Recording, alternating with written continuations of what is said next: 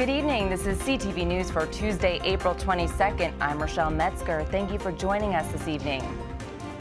A Metro Access driver charged with attacking a female passenger in 2013 will have to wait for his day in court. The trial of Ezra Porter, which was to start today, has been postponed. He's accused of pulling a Metro vehicle over and threatening to harm a woman if she didn't remove her pants. Fearing for her safety, the victim took them off and he allegedly assaulted her. Afterwards, Porter drove her home and she later reported the incident to police.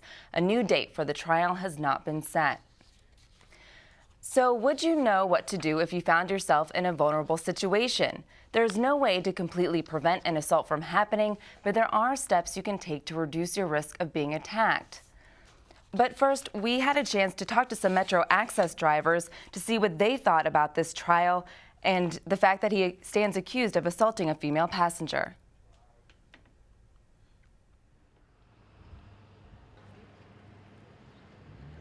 So what are your thoughts about all this? I don't keep my comments to myself. Does it make your job more difficult? No, because I do my job for me and nobody else. So, I mean, whatever he's made done, it doesn't affect me. I mean, obviously.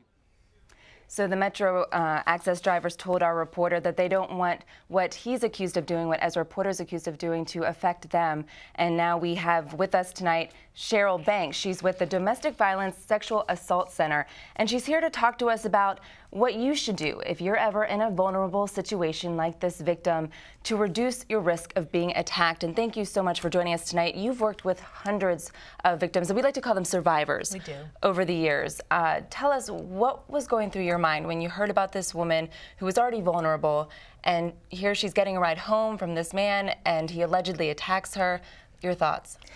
Well, it's always very, very difficult when someone is in a vulnerable situation to begin with, and to have someone attack them, I can only imagine how hard that is and how frightening that is. It's very traumatic to people who go through those experiences, and sometimes part of it is that they weren't even paying attention to their own vulnerability. And people often don't do that when they're in a vulnerable situation. They are not aware of that. They don't expect an attack to occur. She thinks she's safe on a bus with someone who's been entrusted to take care of her, and he turns on her. So it's terrifying when that occurs. We never want to think something like this could happen to us, but it could happen to anyone. Are there any recommendations, suggestions you have if we find ourselves in a vulnerable situation, or what we should do after an attack? Well, a couple of things. One is, what we can do is try to reduce our risks of vulnerability.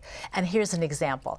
Lots of young folks, particularly today, are walking and texting. They're not paying attention to where they're going or what they're doing. They don't even know what's going on around them.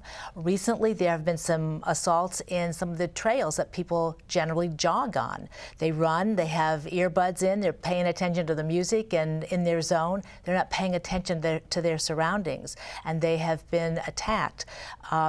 That is to say, people should be able to run and walk and do all these things without being fearful, but it really helps you to reduce your risks by being aware of your surroundings. One other thing is carrying heavy packages, or having your arms loaded down as you're approaching your car or as you're approaching your home. If someone is watching you, they notice that you're not paying attention to what's going on around them, and that's when people choose to harm others.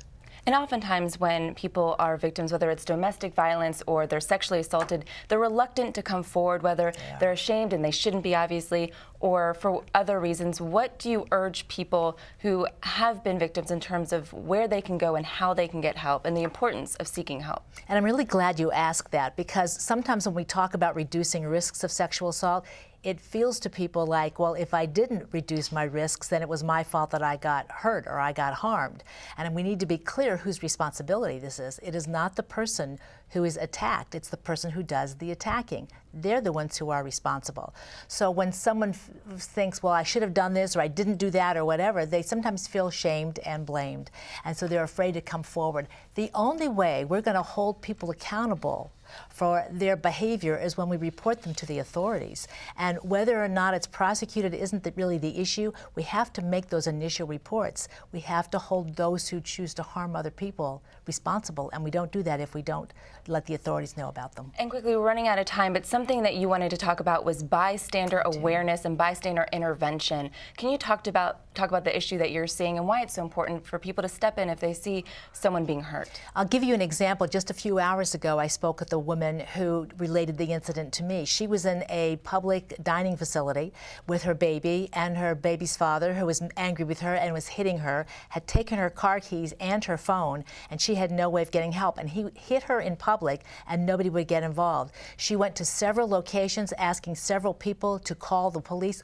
All she wanted them to do was call the police, and they refused. She told me probably 8 to 10 people she talked to, please call the police, please let me use your phone, please let me do that. And it took a while for her to find somebody who was already on the phone who let her call the police.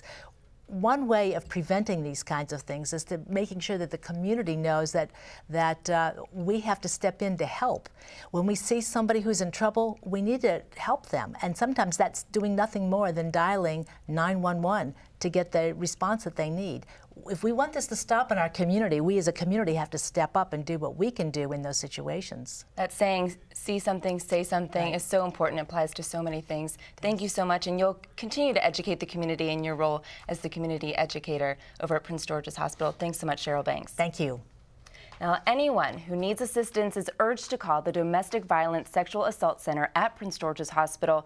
The number is 301-618-3154. Again, that number, 301-618-3154. Now, we're talking about a University of Maryland student who was found dead in his off-campus apartment. But even more shocking is what police discovered when they were searching his apartment. Authorities say a roommate found 23-year-old Michael Mutrin unresponsive Sunday afternoon. Now, Mutrin is a club hockey player. He died before help could arrive. Officers recovered 2 handguns, crack cocaine, ecstasy, and hypodermic needles from his room. His body is being taken to the medical examiner for autopsy. County police believe Mutrin may be the latest victim of a drug overdose epidemic that's sweeping our region. However, campus police say his death appears to be an isolated incident at the school. A spokesman tells CTV 90 drug-related incidents were reported in the first 4 months of 2014, compared to 82 during the same period last year. Most of the cases deal with marijuana, and 80% stem from a traffic stop. You're watching CTV News. I'm Rochelle Metzger. Coming up after the break, some